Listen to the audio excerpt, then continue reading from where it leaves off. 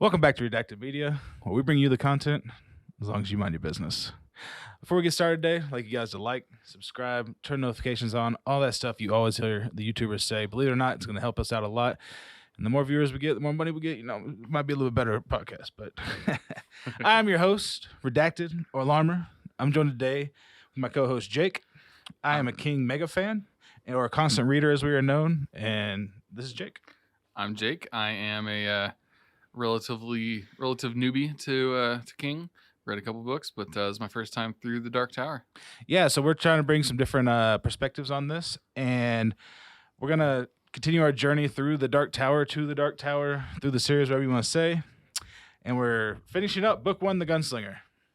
We last left off with Jake and Roland meeting the Man in Black for the first time. Yeah. So we left off there. Roland tries to shoot him, and they just go into the mountain. Like, Jake he wasn't ready to go in the mountains, right? Like, I'm remembering that right? Absolutely not. He was, like, skidding his feet the whole time. And I felt so bad for the kid. Dude, this is rough for him. He just shows up, doesn't know where the hell he is. This dude shows up and just is like, hey, you're coming with me. We're going on an adventure. And it's not an easy one. It's rough. I don't think Jake could have made a different decision in this whole story. Yeah, it really kind of felt like the story was happening to him, not because of him. Mm-hmm. He might kind of be like a plot device that is only service. It might not be the best writing in the world, but it is a sympathetic character. Absolutely. I enjoy Jake. I think he gets away from some of the stuff I disliked about him in the first part whenever we started meeting him. He's becoming more of his own character. I love the little lingo that he starts to pick up from Roland, like the spark of dark, where's my fire, my sire, all that. And then he says, instead of yeah, he says yar. Yar. Later. I love that. Yar is one of my favorites. It's awesome. Like, I also like the long days and pleasant nights. That's one of my favorite things I hear them say. It's just a cool like send off thing, you know? Yeah.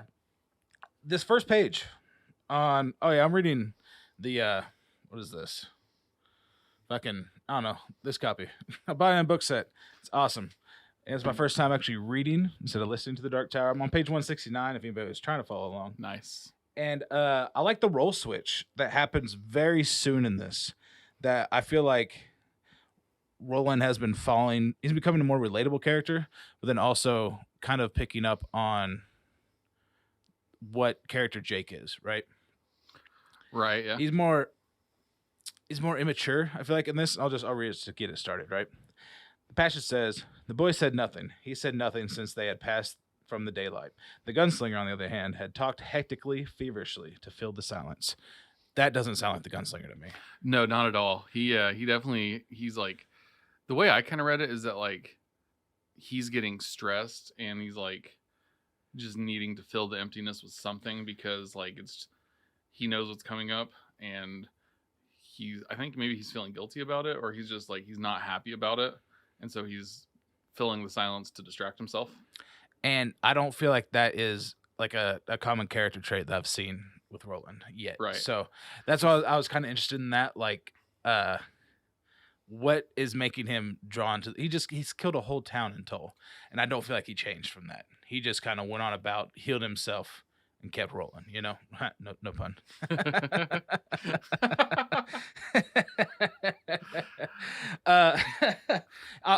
I don't know if that's like, again, things that I'm trying to see this as an unbiased point of view because I enjoy. I'm not ashamed of me that King is my favorite author. He's the one that I relate to the most. I like his stories. There's a lot of genres in there, and so I don't want to like constantly just defend the man and stan him per se. Yeah, but is this good? Is this bad writing, or is this intentional? I feel like this is intentional. It feels like deliberate character growth for Roland. Like it does feel out of character from like the first couple of chapters, but I think that means less bad writing, more than just we're getting to know him more. Okay, it seems like 169 pages for character growth seems weird in a series that's 8 books. Right. Yeah. Like, if I would have got straight-faced, tough as nail Roland for the whole book, I wouldn't have been too opposed. It may have been harder to root for him, to pull for him in the long run, but I could have understood that in a book that's less than 300 pages, you know? Yeah, and I kind of feel like we'll see him, what's the word, revert to like the more tough character that we've come to know. As he like interacts with new people, I think that this is a situation that has like kind of brought out who he really is and kind of less of the harder exterior. Okay. And especially he's thinking a lot more about his past than he normally does, or allegedly. he tells us he doesn't think about his past, but then he spends the whole book doing it. Yeah. And so that's definitely reflecting in his head as well right now. But I feel like we'll kind of get him when he interacts with new characters in the next book, at least partially back to the harder exterior. Yeah, for sure. He's going to spend some time alone and wall himself off again. For sure. We probably won't. Yeah, I don't think it's going to be a linear path for Roland in these series. You know, even just reading the first book, I don't think I foresaw that at all. So they're talking, and Roland's just filling the silence, right? I had this passage marked off that I guess I'm going to read. I don't remember why I did, but I bet you I'm going to read. I'm going to remember while I read it. He trailed off, unable to describe the change inherent in the featureless noun. The death of Okay, let's find this noun first. The fuck? This is terrible media creation. So he's talking about the festival they have, Kamala, right? Yeah. Or New Earth or Fresh Kamala. It's it's a different time, right? According, right? There we go. That's what he's doing. He's talking about him going up and trying to spy on his parents dancing, right? And I like this passage because it goes, the death of romance and the lingering of its sterile, carnal revenant, a world living on the forced respiration of glitter and ceremony, the geometric steps of make-believe courtship during the sewing night cocktail, maybe like a cocktail, but I don't know, that had replaced the truer matter, scribble-scrabble of love, which he could only intuit dimly. Hollow grandeur in I remember why I picked this now. Hollow grounder in place of true passions, which might not have built kingdoms and sustained them. That's all one fucking sentence. That's why there's like 6 semicolons in it. I'm sorry I put y'all through that, but that shit cracked me up while I was reading it. I was like, oh my God. That is really funny. I did not pick up on that. Shit like that, like I'm like, okay, where's that period at? Come on, like give me a break. Solid sentence, but maybe a little obsessive. One thing I kind of realized while you're reading that is this is kind of this whole scene, him going to spy on the dance and seeing like his mom and Martin dancing. This is kind of like another death for Roland, because like we had the death of his innocence lost with the cook, and this is kind of like the death of his ideal of romance, because like he holds his parents up to this ideal, and he's kind of like seeing that that's not true. Yeah. And I think that, I mean, we see later just how much like it really affects him, but I think this is kind of like a triggering point of it really affecting him. Like, yeah, it's yeah, I like that. It's not necessarily like a death of innocence, but like a re-understanding of reality. Yeah. Like the death of the ideal that he's holding up. Yeah, for sure. I did want to mention that there was once there was a king, he might have told the boy, the Eld, whose blood attenuated. Oh, I have some stuff to say about the Eld later. Okay, we get there. I'm gonna save everything for you because I was like, okay, I want to at least bring this up if he skimmed past it. So, I digress. Keep on moving on. Martin dances with, oh my God, what's her name? Don't do this to me.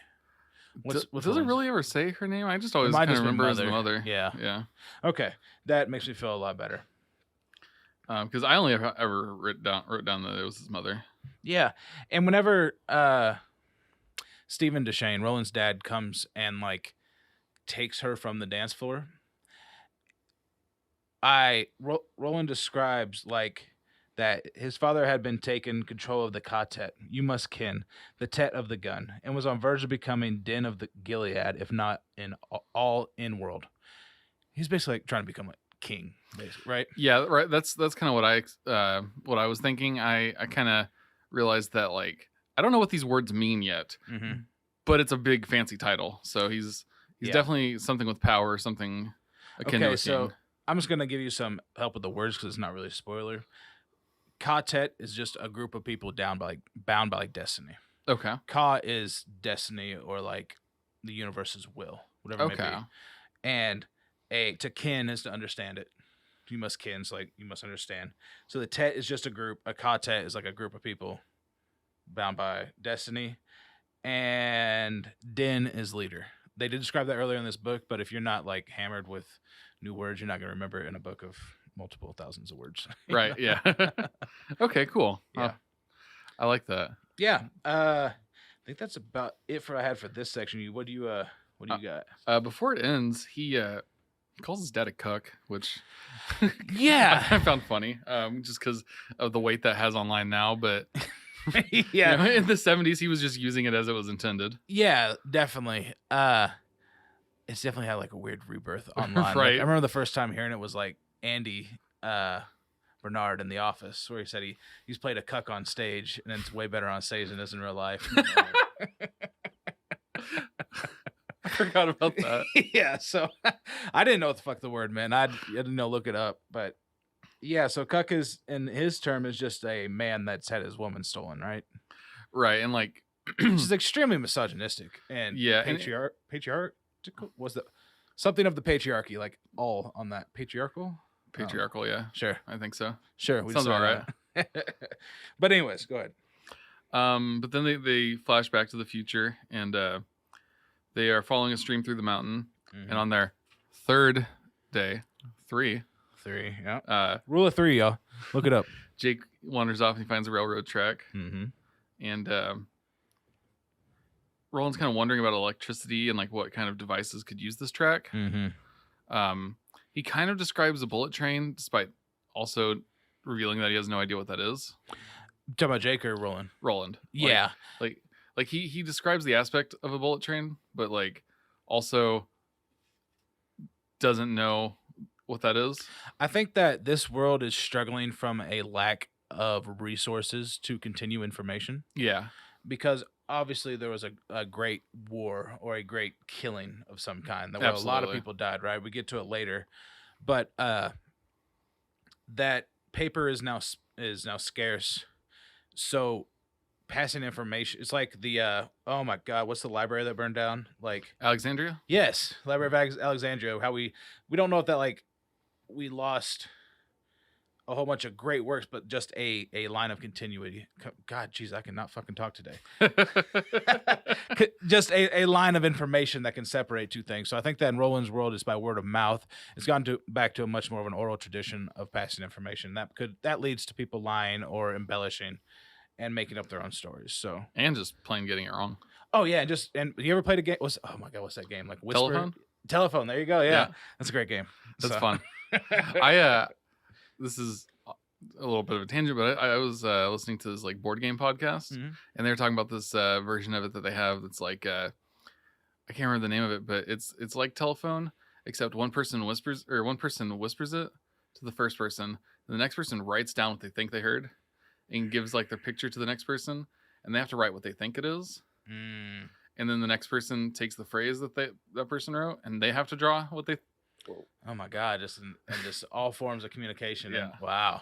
So it goes from getting the phrase to drawing it to getting the phrase to drawing it. Yeah. And I was like, God, I want to play that. That sounds like a nightmare and a blast at the same time. Yeah, that'd be fun just to see how far off you can get from what was actually said. So they find a handcar.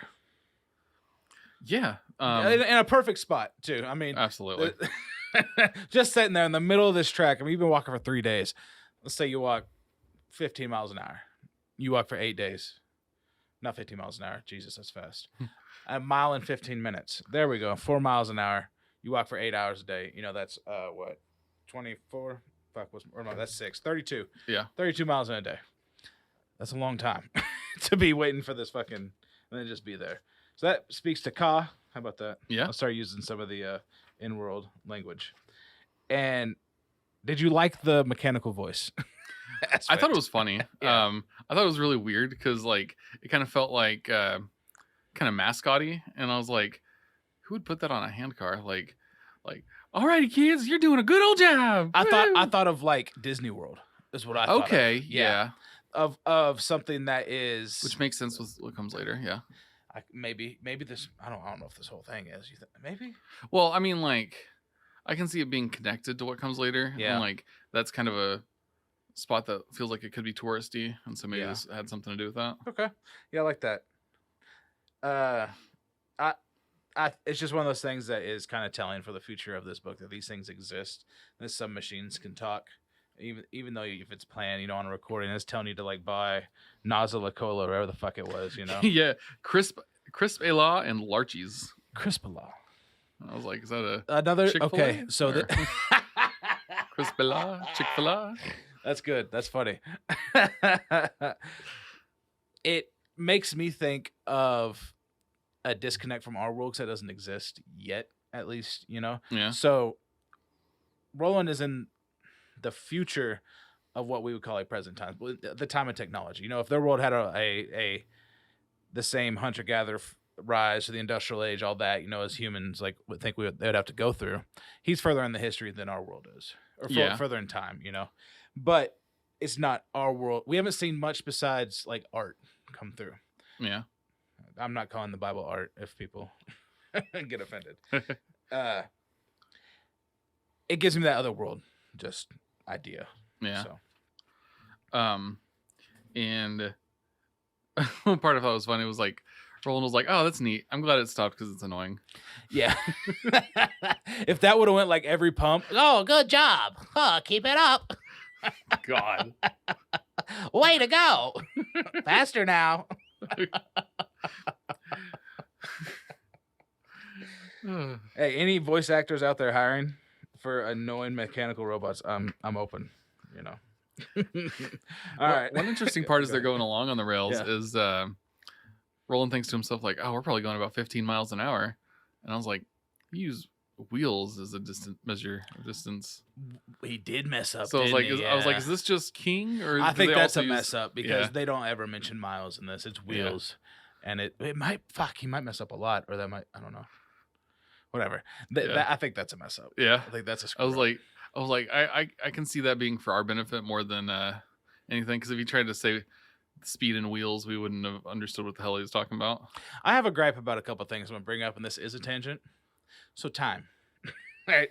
The essence of time is based off of our Earth's rotation and the size of the orbit around the sun. That's years, I guess, whatever, right? An hour, like Star Trek, hours shouldn't exist. Right. I think that like they based it off of Earth standard is what they call it, or something like that. Okay. So I haven't like dove that much into something like that, but like. No, you're absolutely right though. Yeah. They should have come up with a new measurement. They just did it to be convenient for the viewer. And everybody speaks English. Like I get it. There is sometimes, but location. Another one I'm just bringing it up. Location in teleporting and time travel is stupid. Yeah. Everything is always moving. Right. So if you're gonna teleport to another planet, that planet's millions of miles past there. If you left there a year ago or something, Right. That's why we travel through time and space. Look at that, solving issues. Did you have anything else about them getting on the cart for the first time? No. So they go, and Jake is not really talking. Says he hung a knot man. Is that here? He starts talking about that. The invisible man that became really good at rape. Oh yeah. Roland does talk about that around here. Yeah. I forgot to write that down, but it's interesting. It's not anything I really care about. It's just that another one of these weird things, supernatural things happen in this world. So. And Roland doesn't know the word or concept of invisibility, because Jake's like, "Oh, so he's invisible?" Yeah. He's like, I guess. I don't know. Sure, I guess. Yeah. Whatever, kid. Yeah. So then Jake he actually wants to talk a little bit about his time of Roland's coming of age. Coming of age, yeah. What a way to come of age. Like, this isn't some fun we find a dead body story. But yeah, he asked about it, and we flash right back. And if Roland wasn't already pissed enough about Martin dancing with his mom, they just fucked, right? Yeah. Like, that's what's implied? Yeah, absolutely. So, like, yeah, he's, like, walking around the castle, and Martin, like, yells for him, like, "Oh, hey, come here." Mm-hmm. And his mom starts, like, asking, like, "Oh, how are you doing? How are your studies? Yada, yada." but like won't look at him and seems kind of disinterested. Mm-hmm. So I thought that whole thing was weird, but the whole time Martin's kind of like goading him and kind of egging him on. It felt very stepfathery to me. Yeah. That, I mean, this might be a little bit of Freudian slip here because I have step parents, but it felt like that. I don't know. It didn't. It wasn't like, oh my god, my stepdad fucks my mom. Like, okay, whatever. They're married. They can do whatever the fuck they want. But it felt that like the one you're connected to by blood, and then there's like the interloper. Okay, and Martin is definitely like the most extreme version of that. And I feel like if I wrote something like this, I would be criticized for having those kinds of thoughts, you know? Yeah. But I don't think King ever had a stepdad. Like, his dad left when he was young. I know a lot of this shit probably doesn't matter. But I like to look into the psyche of writing and how they... Oh, absolutely. It's really interesting to see how, like, their life and experiences play into their writing. For sure. But it was a weird vibe for me. But Martin goads him into getting real mad. I love the way that it was hinted at in the beginning that Roland is going upstairs to get on the roof to jerk his dick. I missed that. Did you really? I guess so. No way. I gotta find it. I have one of them. That's fantastic. Yeah. Oh my god. Yeah. He says, oh my god, serious. Right here. Ahead were his mother's apartments, and he approached them incuriously, meaning only to pass them and go upwards to the roof, where a thin breeze and the pleasure of his hand awaited.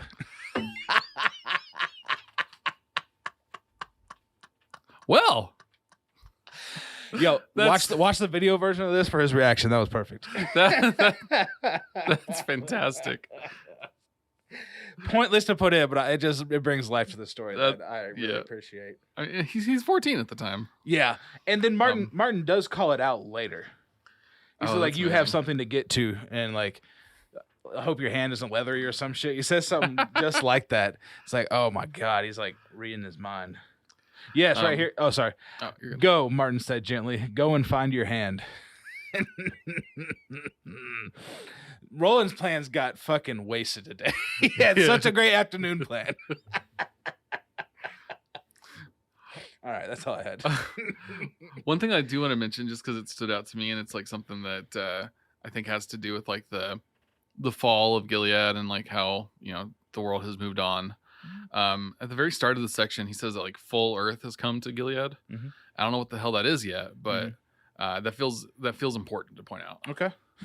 I mean, it's the way I always saw that was it was like a season. Okay. That like he had said something about Earth earlier, and that it was like full Earth would probably be spring. Okay. That's how I had interpreted it, but that might be knowledge from later books or me being wrong. I can't really tell you yet. I don't think it's a spoiler by any means. It's just they're weird. They do have a like a Dark Tower dictionary. Yeah. Online. I just don't know how many words are so specific that they might be spoilers. You know? Right. Yeah, no, I'll avoid it. Yeah, it's a tough one. It's like how I when I was reading through the Wheel of Time, I really wanted to know like what characters looked like or like stuff like that. So I tried to Google stuff, and then I'd be like search up Matt, and then it'd be like Matt Wheel of Time spoiler word, and I'd be like, fuck. Okay. Not doing that again. I was spoiled multiple times on this series. Yeah. I wanted to know what Cuthbert and another character looked like, and I didn't find out about them, but like Cuthbert obviously dies, right? Like he says he charged in the battle with his horn, right? Yeah. And like they had like little depictions because like the graphic novel, which I now own, at least 2 of them, so I'm hyped about that. But that's awesome. The depictions, and it was like character allegiance, like to the light or to the dark, and it was like status dead. And it was another one of these characters. I was like, oh no, they die. I was so upset. Damn. Yeah. So Roland goes and he finds Court. Yeah, and he. Oh, actually, before Court, there's another thing I wanted. The book keeps pointing out that, like it says here, that they both knew he was not flashingly intelligent like Cuthbert or even quick like Jamie. He was a plotter and a bludgeoner. Mm-hmm. And the book kind of keeps telling us that Roland is not the brightest or the fastest. They kind of make a point of that, which I think kind of helps him out later. Mhm. So I wanted to point that out now. Yeah, I don't think he has. I think that one of the other books or this one says he doesn't have the ability to think around a corner. Right, like He can only see tunnel vision. they're like he's a little dumb. He's a little dumb. He's a little stupid. He's a little stupid, but we like him. I don't know if we like him, but he's a little stupid, but we keep him around. He's good company. You know, he's Yeah. really fast. He can shoot stuff. He can put me to sleep with a bullet. Not like not dead, but Yeah. The good sleep. I did like how he goes into Court's like cottage.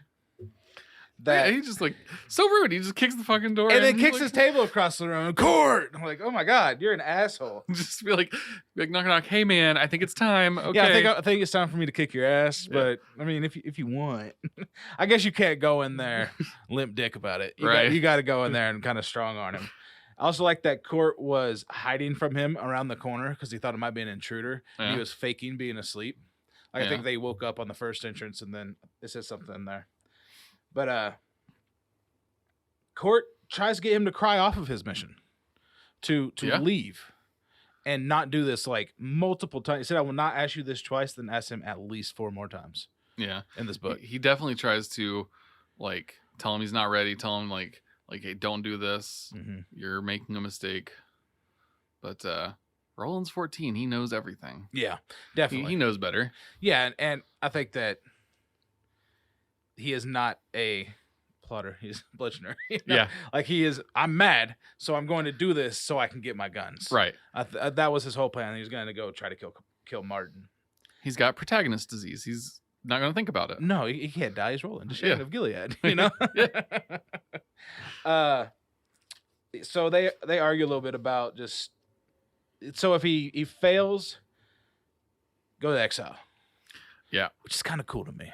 I do like that. If and he didn't care. He's like, nah. It's either this or nothing. Yeah. It's not that he's gonna die, but I think exile might be worse than death for somebody like this in this world. Yeah, especially this world. Yeah. Another mention of Ka babies, which I really liked. Just like little kids that have been bound by destiny since they're little, like they're raised, went to the same preschool or some shit like that. Yeah. In their world, I was like, anytime they throw Ka in front of anything, it's hilarious to me. So he goes and he gets David. Yeah, and it's been years now since that last scene with David, and David's old.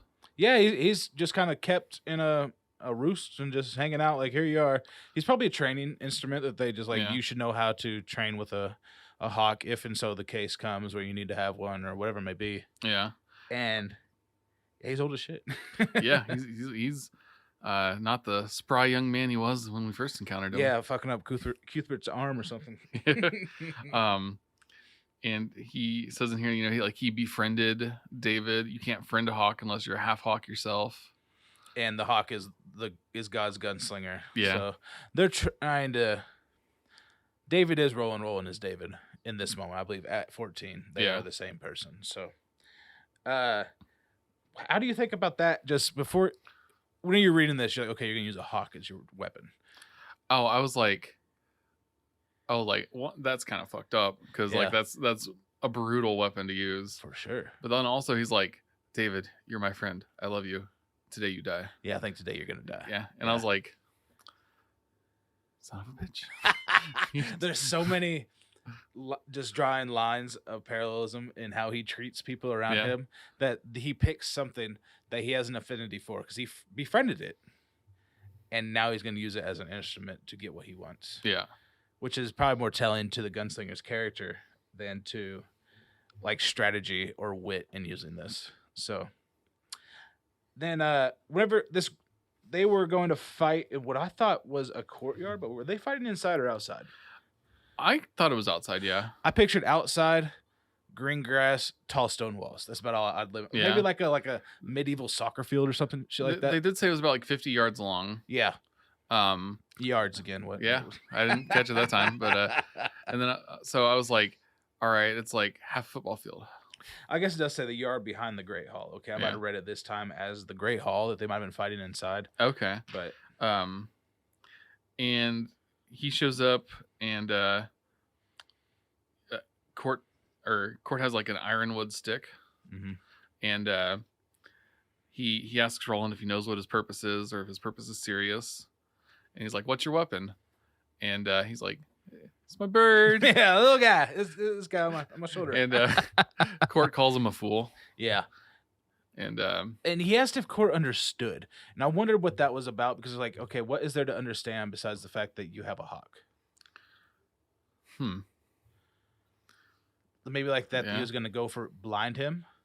He was going to try to not beat him physically, but to damage him in such a way he could not go on. Yeah. I don't know. And Roland states that he is there in the name of his father, Stephen Deschain of the line of Eld. And, like we mentioned earlier, he called King Arthur of Eld when he was talking to Jake. Yeah. And so I was like, is this grandpa? Is this great grandpappy? He's descended of King Arthur? Of this world's version of King Arthur, I believe. That there's a direct lineage there, Arthur of Eld, and that was his family. I don't know if it's like direct lineage, but he's the last surviving member of Eld, or of descendant of Eld, I believe he is called sometime in this. And that's an interesting story too. Is that, in your mind, is that post Big War or pre Big War? Probably pre. Like, it feels like something like almost ancient. Yeah. I was thinking that this might be so many years after Big War that it could be post Big War and like history restarted with the, not like directly cavemen, but like of knights and people like that but it might not be. I mean, if there was a line of Eld during like the time of technology in Endworld, I can understand that too. Yeah. But it's interesting that he might have some kind of power or like righteousness that is not religious or like political. It's like it's fantasy, it's magic. So yeah. In my head canon, the sword that Arthur pulls from the stone was melted down into Roland's guns. Oh, that's badass. That's my headcanon. I like it. That's what happened. And that's what I'm thinking, like, okay, maybe this was like post-war and then and things started to advance again. Yeah. But, yeah. I like that idea a lot. Yeah. That's a lot of fun. Yeah. So so the fight starts. Yeah, and he sends David after Court.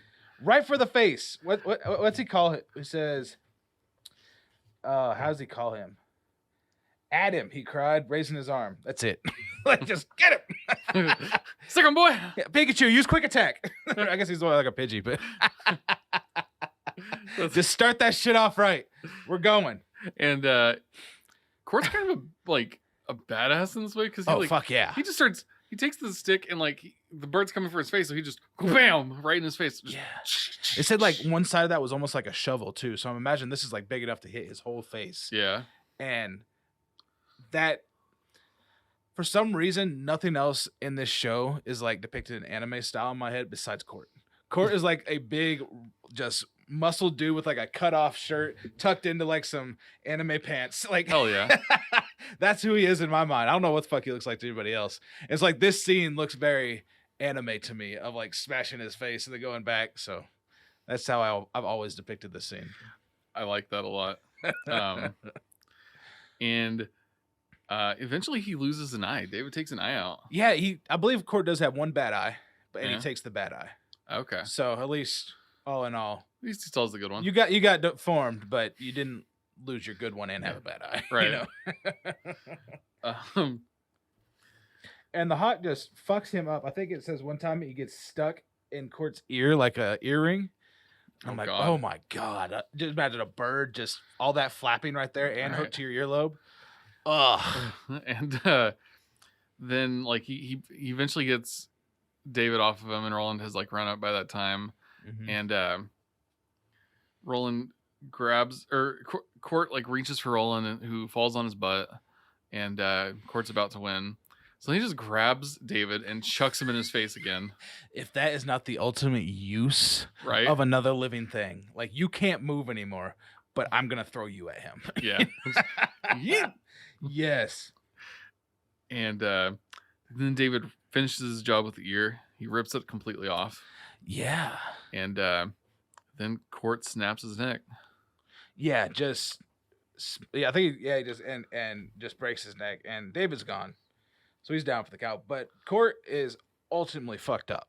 Yeah, and in the scuffle, he dropped the stick, and so Roland has it now, and he like points it at him, and he's like, "Yield or die." Yeah, and he yields. Yeah, right there. He hits him like twice with the stick, I think, in the head, right? Yeah, and he is on the ground, and he has it like to his throat. Yeah, and it's yield or die. I like that. That seems to probably be the phrase uttered every time. That is like the point of winning. Yeah. So it's not that like, oh, he won. It's like, no, you have to give up in order for this to be over. Yeah, that makes a lot of sense. So you yield and go west, or he yields and creates a gunslinger. Yeah. So I like that Court smiles right off the bat. He's like, nearly all consciousness was gone, and he remained tended in a cottage for a week afterward, wrapped in the blackness of a coma. But now he held on with the strength of his pitless, shadowless life. He's just kind of smiling. He's like, I'm proud of you, boy. I think he was built for this life to be the trainer of okay. Could you imagine your job being training guys that are supposed to beat your ass? Right. It is my job to make sure you beat the hell out of me. Beat the absolute fucking shit out of me. And he's the only teacher. Yeah, they don't. I mean, they have like people that teach books and shit, but he's the fighting instructor that makes them into gunslingers. That's and then Roland like demands the key for his guns, and Court again tells him to like wait and grow up first. He asks him one more time, like you've passed, but don't do what you're trying to do. And I think that he say he kind of listens, like he goes to the brothel houses instead. I mean, so he still takes the key from him after he passes out. Yeah. But then he spends the night going off to find a woman in town. Yeah. And funny part, he's like, it was quick but good. I was like, for you, buddy. Yeah. I like what Court's like last. You said he was trying to get him to stop, and I like his little monologue he gives to Roland. I highlighted it, and it said, Court nodded and then whispered a single word. Wait, Roland, what? The effort it took the man to speak lent his word great emphasis. Let the word and the legend go before you.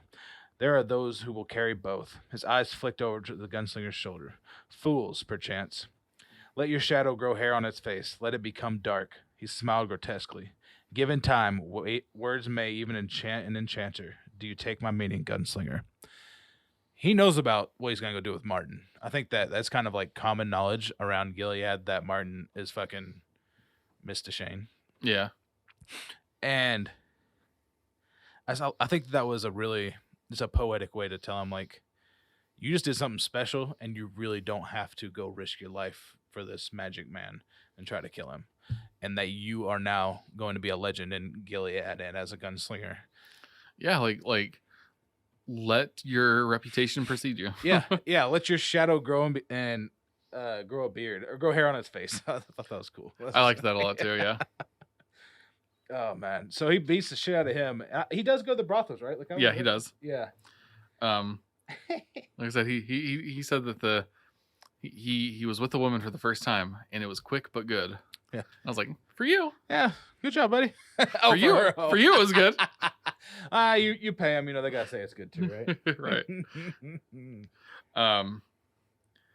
And as he's falling asleep after that, he thinks to himself about how he's probably the first of his friends, or he is the first of his friends to become a gunslinger, and maybe the last. Yeah, they throw that right in there in italics. I am the first, and oh shit, just say I don't know what he says that, but yeah, he might be the last.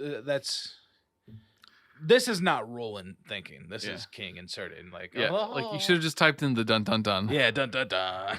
Would have been just as useful. But now they're back to the present. Yeah. And playing Hey Jude ragtime though. I want to hear that. That'd be fun. Yeah. Oh yeah, in the brothel. Yeah. Yeah, that was interesting to me. I do have a. I keep on interrupting you. So what'd you guys say? Oh, I was gonna say they're back in the present, and he's like, Jake probably picked up on more of that story than I shared. Yeah. He's kind of like Elaine, half empathy, half telepathy. Yeah. I was like, My boy got powers. I want to see a TikTok meme of like me and Empath noticing there's something wrong. Have you seen that version of the TikTok? No. Okay, so the whole thing is it's like my girlfriend yelling at me because I came home drunk. It's like me and Empath sensing something might be wrong. So I want to see one like like like Roland leaving Jake over the chasm or whatever he falls into, and Jake and Empath sensing something might be wrong.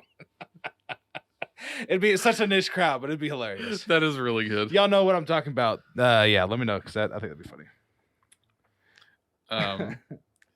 He asks Jake if he understood the story, which he probably understood it way too well because he's like, yeah, I got it. Why'd you share that with me, you idiot? Like, I know what you're gonna do.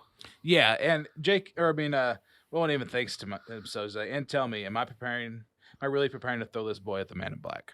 Which is what Jake inferred from this. Yeah. That he's like, oh, I'm just another tool in your quest. Yeah, I don't remember where he says it, but like pretty soon he's like, yeah, I'm just a poker chip to you. Yeah. Oh, looks like him. I know it's like 2 bullet points later. So yeah. Nice. He's like, I'm just a tool. I'm just a part of the game. Yeah. I like that after he says that, the gunslinger says he felt an urge to find a rock and brain the boy. Right, yeah. It's like I love That's you. your I kind of want to kill you. To being called out of me going to kill you is to kill you and get it over with. Stupid. It's like fine, I'll just do it now. Get it over with. God. Are they oh my God, it says waking. I thought it was fucking walking. Yo, I read the period of waking as the period of walking every time they said it in this like section we just read. Just speeding through it and didn't even, oh my God, I'm an idiot. Okay. On to the next. You got anything for a while? No, next they come across, they've been traveling for a few more days. And they come across the Slow Mutants. Yeah. Which is what the title is of the chapter. Yeah, the Slow Mutants. And he makes him get down to move the rocks, which I get because I'm not going to give a 10-year-old or whatever the fuck Jake is guns to shoot these things. You need it in the trained killer that can't see either, which is just, I think that some of their faces are glowing. They mentioned that they are green. Yeah, they're like kind of bioluminescent a little bit.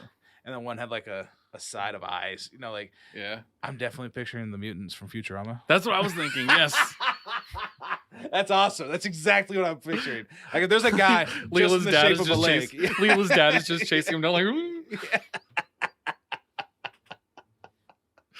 That's perfect. I'm glad that we were on the same page there. But yeah, he's shooting at him and has Jake like clearing off the track because it's all covered in rocks, and they eventually make a break for it, and after they leave the mutants, Jake is like, okay, you can slow down now, and Roland's like, nope, and he just keeps going faster. Yeah, he ends up going for quite a long time. He was not. Oh wait, okay, so I like that. Okay, there's a couple lines in here because they get through the first like little trap of the shit, right? And he starts going, and then they have to. Doesn't Jake have to pump for a while Roland shoots? I believe. Yeah, there's a part where he does that. Yeah, I like that. King says the Slow Mutants about the Slow Mutants. Perhaps they only looked for a Jesus to heal them, to raise them Lazarus-like from the darkness. And anytime you mention Lazarus, I'm in. It's a creepy ass story. Yeah, Jesus made zombies. Yeah. And yeah, that Jake almost gets pulled out. Yeah. Like, and that there was a chance that this was the trap in my mind. This was the trap for the Gunslinger, right? The chapter's titled The Slow Mutants. And they really didn't play that big of a role, which I thought they were going to play like a bigger role than just like this small section. That's when I thought whenever we got to this had to be a reasoning for that this is where Jake was going to get left. Yeah. Right. And instead, Roland pulls the Jake back after shooting one like fucking 5 times. Like I don't know what slow mutant this boy had, but he did not fall to the guns of Eld. And Jake says, I thought you'd leave me. The boy was sobbing. I thought. That's the best fake out, I think, in the book. Like, yeah. Especially by the think this is like the third time Roland has like saved him. We talked about earlier, like the rules of threes. If it's gonna be the bad time, Yeah. I believe this is the third one. I remember that like the first time that here because I try to predict stuff all the time. But I thought that Jake was gonna make it. Yeah. After this, I was all in on the fact that okay, Jake's here. He's got it. Yeah. But why did they get off the train car? So, after 3 days, they see a light ahead, and that's when they come to the area with like the different box cars and trains and I love that. That's a whole chapter. Was that a whole chapter for you? Section 11. Yeah. Yeah. I wrote the whole section right here. Yeah. They went on for 3 days without incident. Quote unquote days too. Yeah. Because they don't know what days are. Yeah, you're right. They can't really tell. It's like being in a casino. Yeah. What time is it? I don't know. Man, that is insidious that casinos do that. Like it is, ain't it? I remember when I was working there, Yeah. like they talked about that. Like they don't want you to know what time it is. Yeah. They do as much as possible to make it seem like it's the same time all day long. All day long. It's such a weird place to go into, especially if you've like been out drinking and you go in there like 2 a.m. and then automatically it feels like 1 p.m. It's like, right. What the fuck? Why are y'all all so energetic? Yeah. We didn't care about that in the hotel. We were like, at night in the hotel, we were, what's up? Yeah. Oh, you want towels? Okay. Okay. Whatever. Yeah. Cool. But yeah, they reached the central area of like all these other trains and shops and stuff. Yeah. And they kind of look around for a while. Roland finds a weapons store and it's filled up with like all these like guns, but then he tries them out and they're filled with lead, like they're like prop guns almost. Oh, I thought this had like been they're like toys. I thought this had been like outlawed guns, and then like people had come through and done this. That yours makes way more sense. They're toy guns. Yeah. Okay. Like they're either toys or like they're models or just display pieces like the shitty swords you can get at like Third Planet. Mm-hmm. Yeah, those are so stupid. They look cool, but you heard the phrase that swords are cool, but cool guys don't own swords. Absolutely. That's why I've got a couple in my closet. There you go. I don't ever claim to be cool. Swords are cool as shit, though. Yeah. Jake and Roland start talking about like why this place. They find a mummy. That was interesting. They find a few. Yeah, and they touch it. Oh, that's your first... dead body. That's where I have a disconnect with the gunslinger. No, I'm not touching this fucking mummy's face. Yeah, like, get me away from this. One of them's holding a newspaper. They try to take it and it just crumbles to dust. Right? And Roland talks about like how he's heard stories of wars where they fought with chemical weapons and gas and stuff. And I wonder if that was a literal gas or a nuclear fallout. Right. That it was like, oh, there's something in the air whenever it's just radiation. Yeah. Or if there was like an actual... whatever it was, it killed these people in place because like the guy was sitting there reading a newspaper. Yeah. Okay. Yeah, it was... Whatever it was fast. The strange thing about some of this... Like, if you die from poisoning, you shouldn't be reading a newspaper. Right. Like, you should have show some sign of distress. It's not like you just like died, you know? Yeah. Oh, I'm dead. Right. But it's super future gas. For sure. Super future nerve gas makes you die quick. And so after seeing the mummies, Roland's like, it's time to go. And Jake's like, no, I'll take my chances by myself. Is this a gift shop in the middle of a mountain with no way to the surface? Yeah. Like, what the fuck is this place? Well, Jake kind of like, it reminds him of a subway station. Mm-hmm.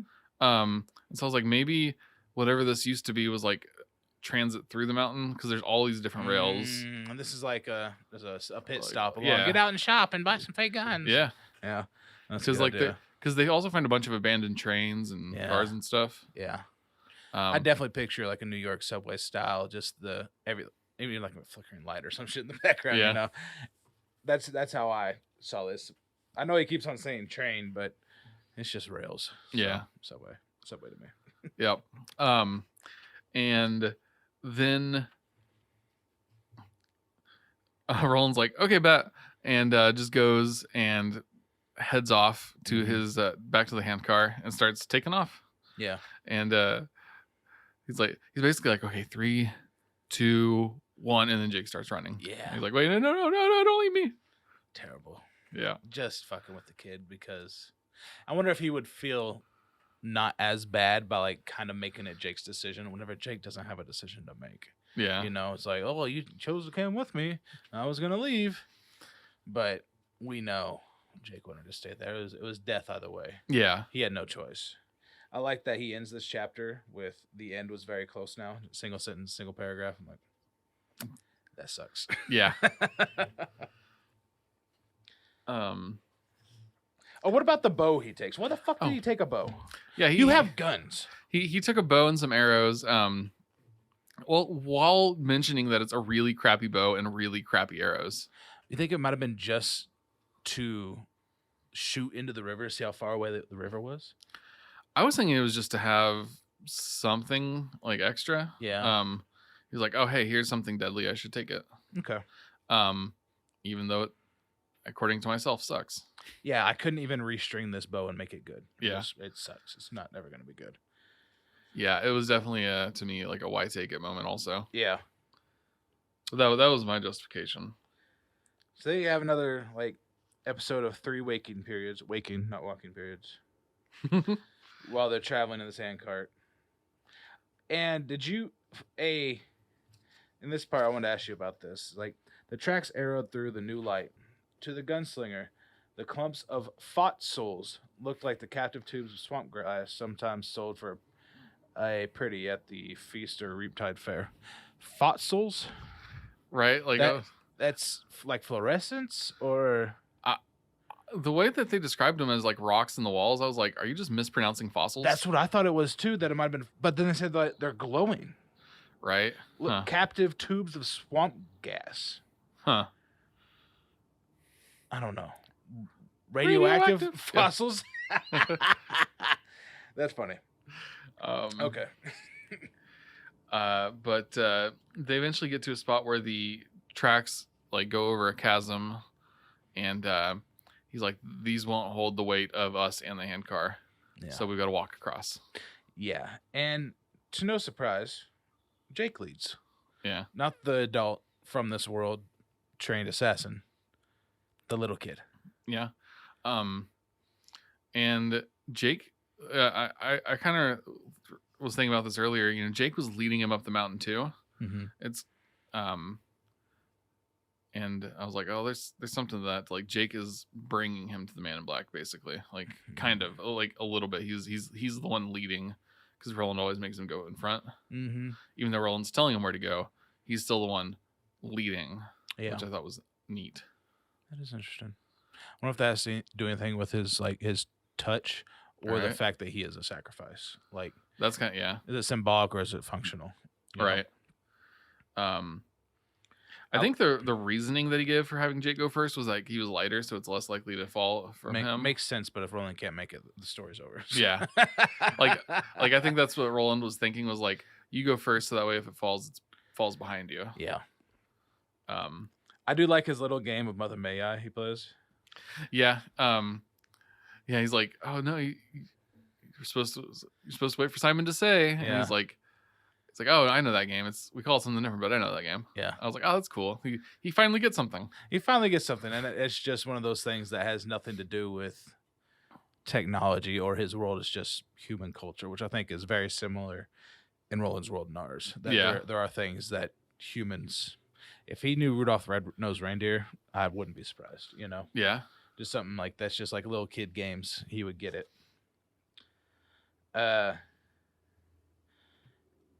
What the fuck? So after climbing across these rails for a while, eventually the Man in Black shows up.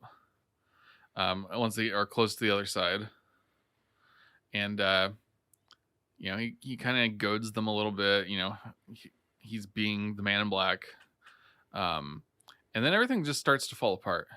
Mm-hmm. And the rail like falls, and Jake is hanging on the edge, and it's starting to get weak behind Roland, and he basically has a chance to save Jake or make it across. Mm-hmm. And so he chooses to make it across. Mm-hmm. And then Jake falls to his death. Yeah. And has a really he tells Roland, go then, there are other worlds than these, and does not scream or anything as he falls. Very weird, but one of my favorite lines in the series. Yeah. I think it's really cool. Maybe it's just the way that they do it in the audiobooks. And so now I read it with that cadence and that style that they chose. But Jake falling. Okay, first of all, I'm going to rewind a little bit. He sees the man in black. Hello, boys, right? And Roland reaches for the jawbone. Yeah. Found that kind of interesting. Okay, he's scared. He feels frightened, like he's trying to ward off a demon. Yeah. And that's one of those things that just shows how like important the Man in Black can be. And I like that. Then they go, I feel like the decision making that Roland had between letting Jake go and like saving him,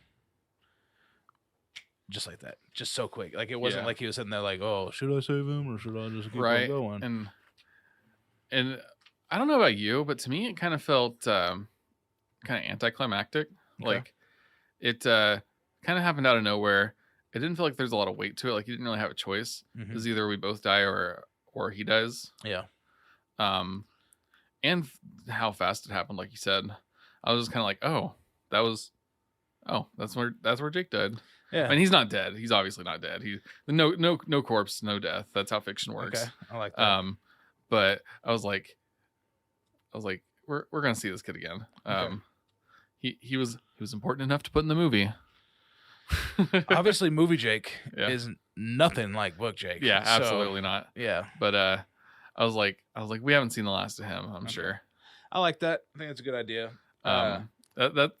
That's the cynical side of reading a lot of stuff where you're like, I didn't see him die, so I didn't see him actually stop breathing. Right. Yeah. It's like we didn't see a dead Jake. We saw a falling Jake. Yeah.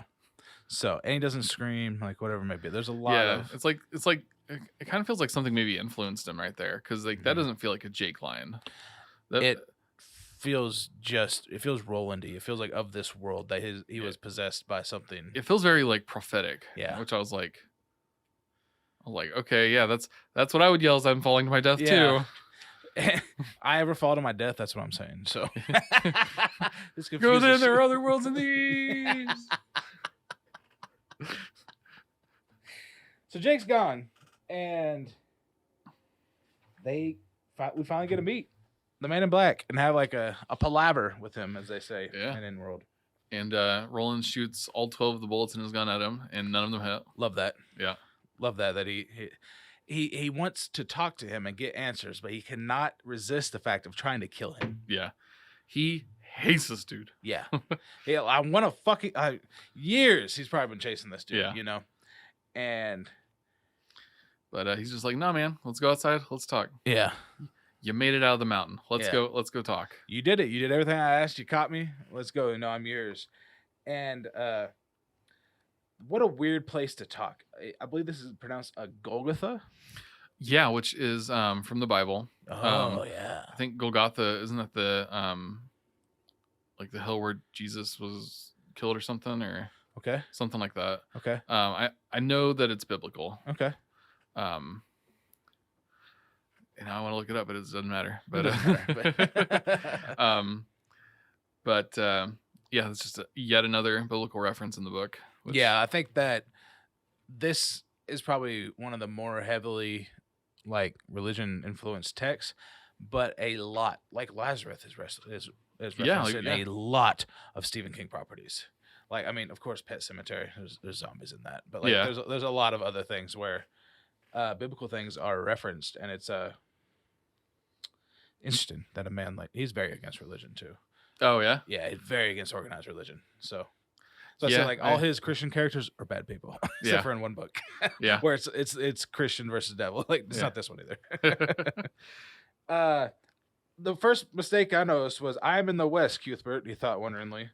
If this is not Midworld, it's close by. He's been heading southeast this whole fucking time. Right, and I was like, I know you said don't try to make a map, but I was like, okay, so he went to get to the desert. Did he go really, really, really, really, really far east, and then, or I guess like, east for the people looking at us. right? I was like, did he go really far and then like make a Z or something, like so that he's still in the like?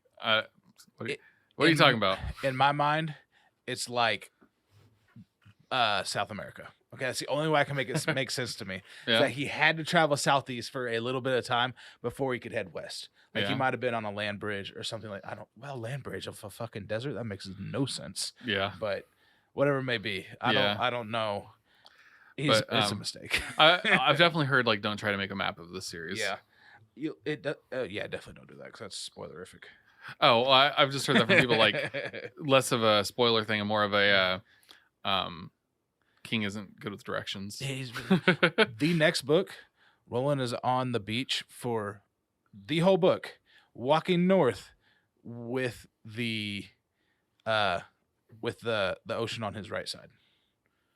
You can't be on the west and that happened. The whole book. He says it over and over again. I'm in the west and I'm walking north and my ocean's on my right. Like, okay, I get that you're from Maine, King, but let's figure this the fuck out. It drove me nuts. That's amazing. Okay, let's get to what they're saying. Well, clearly, in-world and out-world and mid-world, all these world, they clearly have a different compass than us. Yeah. Fuck it. We've moved past the need for cardinal directions. For sure. Or maybe like polar magnetic things don't work anymore and north doesn't. I don't know. Right. Yeah.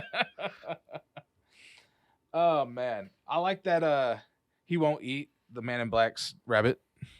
Yeah. So he builds them a fire and like the Man in Black pulls a rabbit out of his sleeve and lights the fire with the same gesture that the forking of the evil eye. Now I see that's pinky and index finger, I believe he says. Yeah.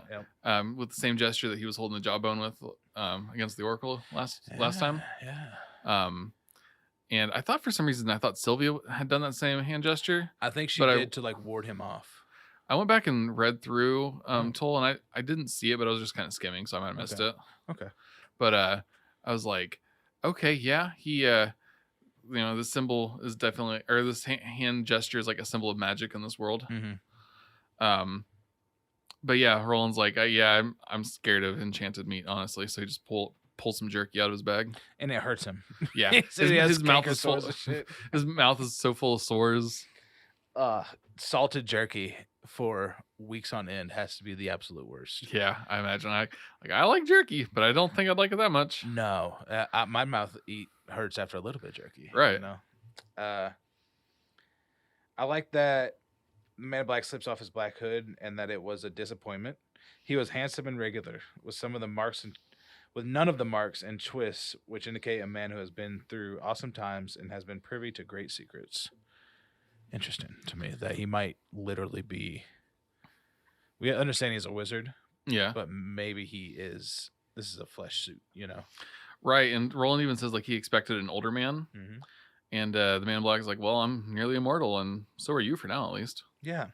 I do believe that they describe him as blonde in Toll, and now his hair is black and ragged. Huh. But interesting. Do you picture Matthew McConaughey as the Man in Black? Honestly, no. I do picture Idris Elba as Roland. Still, really? Yeah. Okay. Like really because we haven't got much of a physical description of him. I guess you're right, yeah. And I feel like he was I liked him a lot in that role. Yeah. But no, even though I really liked Matthew McConaughey in that role, like that role doesn't fit this character, but it was a really well written role. Yeah, I think that was Idris and Matthew McConaughey were the best part of that. Oh yeah, absolutely. I also believe his name is pronounced Idris or Idris. Yeah. I heard somebody talk about him. Like I listened to the one of the Office podcasts, and they were talking about it as Idris, not Idris or Idris. And I'm like, oh my god, oops! Everybody in the world has been messing that up for so long. And yeah, no, I don't picture McConaughey as him. I like how I kind of picture a really generic man, honestly. Marlboro Man, Clint Eastwood, rugged cowboy. That's kind of some mix. I was gonna say I like how King leaves us with a lot of room for error in thinking of our characters. Like here, his hair was black and of a ragged, matted length. His forehead was high, his eyes dark and brilliant. His nose was nondescript. The lips were full and sensual. That doesn't really describe many people that you tell that to like a sketch artist. I don't know what the fuck you talking about. You know? Like his eyes were dark. Okay, so I can brown, kind of picture that. yeah. Yeah. And that maybe sunk in or that have a darkness quality to them. That these are more things that you could like say about somebody's character and like how they'd be acting. They're kind of like more emotional description. Yes.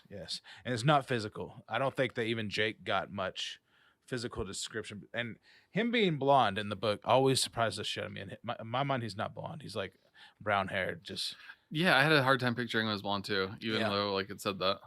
Yeah, I don't ever picture him as blonde. Yeah. It's just one of those things. I don't know. Maybe blonde hair in the desert like creeps me out. Right. But oh yeah, and like to your description of what like how you said he's maybe this is a meat suit. Mm-hmm. He does say I could have taken a face with which you would have been more familiar, but I like to just show you the one I was born with. Yeah. The before the born with was interesting to me. Yeah. Like, was this body born with it? Was this entity born with this face? Like whatever it may be. What do you mean, buddy? Yeah. So as any good person does, he brings out tarot cards when you want to talk to tell his fortune. And I was like, man, I wish I knew more about tarot. This section would probably be a lot more meaningful to me if I did. I know absolutely nothing about it. I've played the Persona games, and I've watched JoJo's Bizarre Adventure, and that is it. Awesome. Well, you probably know more than I do then.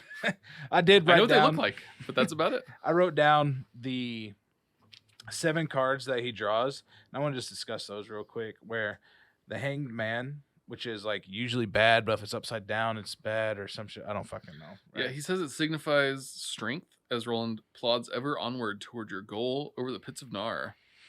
Yeah, and you've already dropped 1 co-traveler. What's the pits of Nar? Sorry. I have no idea what the pits of Nar are. I didn't know if that was biblical or not. Or if it was, I didn't pick it up. Same. Yeah. You already dropped 1 co-traveler. He's just knifing the ribs. Right. So I feel like Roland does feel some sort of regret for letting that happen. At least if he's not poking Roland, he's poking us. Yeah. Because we just lost. I tend to believe, I want to extend disbelief for as long as I can while reading, unless it comes down to the art of writing. I can think about like the creation, but like the story you're telling me, I'm going to believe was in the story. So in my mind, Jake's dead. He's gone forever. Never see him again. Whatever, right? Then the sailor was number 2. The boy Jake. Yeah, he says that this is Jake. He drowns and no one throws out the line. Yeah. Roland, and he describes like Roland wincing at that. Yeah. So that's definitely, the Gunslinger winced, said nothing. The 3rd card was turned, a baboon. I love this one. Yeah. This is like one of my favorite ones I can really see. The 3rd card was turned, a baboon stood grinningly astride a young man's shoulder. The young man's face was turned up, a grimace of stylized dread and horror on his features. Looking more closely, the Gunslinger saw the baboon held a whip. The prisoner, the man in black said, the fire cast uneasy flickering shadows over the face of the ridden man, making it seem to move and writhe in wordless terror. The Gunslinger flicked his eyes away. What the fuck is that card? Right. To me, I kind of get the vibe of somebody who's like constrained or feels guilt about something. Like maybe he's being prisoner to his own emotions, and so maybe that's hinting at like guilt Roland's going to fill down the line. But like I said, I just don't know enough about tarot. Yeah. I need to get my sister-in-law on the phone and be like, hey girl, help me out with this. Yeah, for sure. That's that'd be an interesting to see what they think of this passage. Right. She's like, what would this mean to you if you right. Are these cards even actually in the deck? Because the Man in Black does say he adds his own. Yeah. Just do I want to say anything about it or not? You know the phrase monkey on your back? I do not. Okay, never mind. There you go. They discuss it later. Whenever we get there, I'll mention it. Okay. Number 4 is the Lady of Shadows. The Man in Black remarked, "Does she look two-faced to you, Gunslinger?" "She is. 2 faces at least. She broke the blue plate." And Roland's like, "What do you mean?" Roland's like, she broke the blue plate. What does that mean? What the fuck He's are you like, talking about? He's like, I don't know. She just did. I love how playful the Man in Black is about this shit. Yeah. Like I choose to also believe what he's saying, that he might not fully know, but he has like leaking between telling the future and actually comprehending what is happening. Yeah. Like he might have got a phrase just plucked, out of what this card means to Roland or this woman of 2 faces that broke a blue plate. Maybe it's a slow mutant 2 faces. And then the 5th card is death, yet not for you. Yeah. So more people are going to die in this future. I think that the Gunslinger is just a tale of death. Think of Yeah. every character we've met besides the Gunslinger and the Man in Black has died. Yeah. Besides Brown. But I imagine Yeah. Brown's probably close. He has no more trading posts with Toll. Yeah. He's probably on the outs. And he puts the cards in like a star pattern almost, or like a pentagon. Mm-hmm. Which is important because like the next card is the Tower, Mm-hmm. which Roland like gets excited about when he sees. Mm-hmm. And the Man in Black places it on top of the Hanged Man, but like doesn't elaborate what that means at So all. the Tower over strength. Yeah. Or the Tower is his strength. The strength will lead him to the Tower. I don't know what that could mean. No idea. But the Man in Black gets kind of shuts up for a bit and lets it. I think that he might have information here that he's really withholding from the Gunslinger. That's like, I know what this means. Yeah. And that your future is really being told that the Tower has something to do with whatever card 1 was, right? And I love how the last one, the 7th card, is life. The Man in Black said, "But not for you." I like that. He got death, but not for him, and life, but not for him. What the fuck? Right. Right? And the description of the life card is really cool too. Yeah, what was it? It was I didn't write it down, yeah. but I can read it. It kind of describes it as like there's like a field of red, and he's like, I don't know if it's roses or blood. Mm-hmm. It says, "A sun rose in a luminously blue sky. Cupids and sprites sported around it. Below the sun was a great red field upon which it shone. Roses or blood? The Gunslinger could not tell. Perhaps," he thought, "it's both." Yeah. That's kind of cool. That's very cool. Yeah. I think tarot is definitely a really interesting idea. Yeah. And like every time I see it, I'm like, ooh, that looks fun. There's this person I followed on TikTok for a while who she just had like a drawer full of the Taco Bell sauce packets, and so she did like a Taco Bell tarot thing where she would just reach into the drawer and pull out like 3 of them and like jokingly tell the person's future. That's hilarious. And she'd be like, "Oh, you got the I love you, but it's upside down." That's funny. Yeah. That's really good. That's Yeah. that's a solid skit. I Yeah. hope that she had some success with that. That's really funny. She I don't know if she's still putting those out or not, but she had like a video of like for like a month or 2 of just straight up putting these videos out. And I was like, I love this idea. That's amazing. I like that the Man in Black can so easily handle the Gunslinger. Nothing physically he can do to him Yeah. works.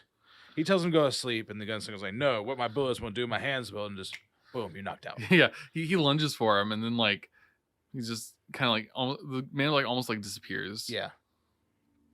And and then Roland goes night night.